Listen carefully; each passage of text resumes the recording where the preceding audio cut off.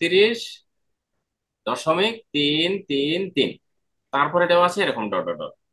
এখন সসীম সংখ্যা বলতে যেমন 33.33, এইটা হচ্ছে দেখো অঙ্কটি শেষ হয়ে গেছে।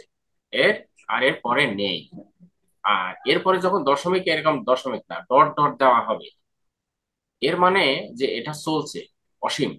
এখানে বলছে সসীম এবং অসীম দশমিক সংখ্যা এটাই সংক্ষিপ্ত আকারে, যে কোনো দশমিক সংখ্যা এইভাবে দিলেই হবে।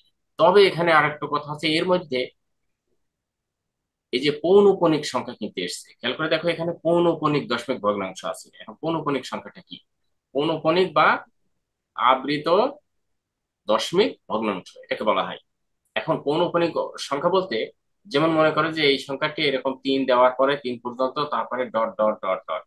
এর অর্থটা হচ্ছে যে 33.3 পৌনঃপুনিক। এই যে উপরে একটা ফুটা দেওয়া হলো না, এই ফুটাটা হচ্ছে পৌনঃপুনিক। এর অর্থটা হচ্ছে যে এটা হচ্ছে অসীম সংখ্যা, অর্থাৎ চলেই যাচ্ছে। এর নাম হচ্ছে পৌনঃপুনিক দশমিক ভগ্নাংশ বা আবৃত দশমিক ভগ্নাংশ। এবারে খেয়াল করে দেখো, যেটা বলতেছিলাম যে পৌনঃপুনিক সংখ্যাটা কি, সেই পৌনঃপুনিক সংখ্যাটা কিন্তু আমরা বলেছি এটাকে এই যে এরকম দশমিক দ্বারা প্রকাশ করা হয় কোনো সংখ্যার উপরে। যেমন 5, এখানে যদি দশমিক দেওয়ার, এর অর্থ হচ্ছে 5 5 5 5, এভাবে কিন্তু চলছেই। এইটাই হচ্ছে সংক্ষিপ্ত আকারে একে পৌনঃপুনিক এভাবে বলা হয়। ওকে, এটা।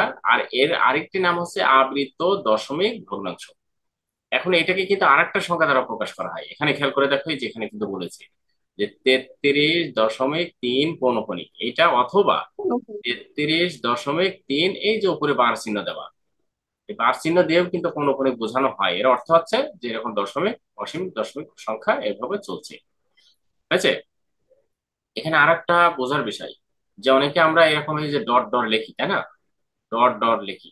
এই ডট ডট লেখার আবার একটি নিয়ম আছে, সেটি হচ্ছে কমপক্ষে 3টা ডট তোমাকে দিতে হবে।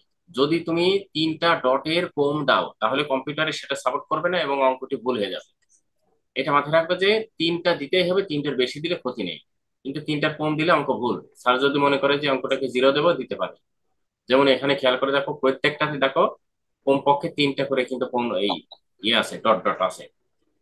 দেখেছো? এইভাবে প্রকাশ করা হয় 1.2727, এবং এখানে ডট ডট ডট দেওয়া আছে। এর অর্থটা হচ্ছে 1.27 লিখে এর উপরে 2টা পৌনঃপুনিক দিতে হবে। এর উপরে 2টা পৌনঃপুনিক দিলে কি হবে? এই 2টার সংখ্যা বারবার ফিরে আসবে। কেমন হবে? এই পৌনঃপুনিকটা যদি তুলে দেওয়া যায়, 27 27 27, এইভাবে চলছে। ঠিক আছে, এইটা হচ্ছে গেল। ঠিক একই রকম এইভাবে এই যে বার চিহ্ন দিলেও হবে, আবার 2টা পৌনঃপুনিক দিলেও হবে। এখন এই অঙ্কটিকে যদি আমরা আবার আরেকটা অঙ্ক বলি, যেমন 1.2773, এভাবে যদি প্রকাশ করি, আবার আসলো 2773, আবার আসলো 2773, এভাবে চলছে। এখন এভাবে যদি চলতেই থাকে, তাহলে এখানে অঙ্ক দেখো তো বারবার ফিরে আসছে কয়টার সংখ্যা? 4টার সংখ্যা। তাহলে 1 2 3 4, এই 4টার সংখ্যা একবারে আমরা তো এরকম প্রত্যেকটাতে পৌনঃপুনিক দিতে পারি না। তাহলে কি করবো এখানে? এই প্রথমে আর শেষে যদি পৌনঃপুনিক আমরা দিয়ে দিই, তাহলে বুঝে নিতে হবে যে এটা সবগুলো বারবার ফিরে আসছে, মানে সবগুলোই পৌনঃপুনিক সংখ্যা।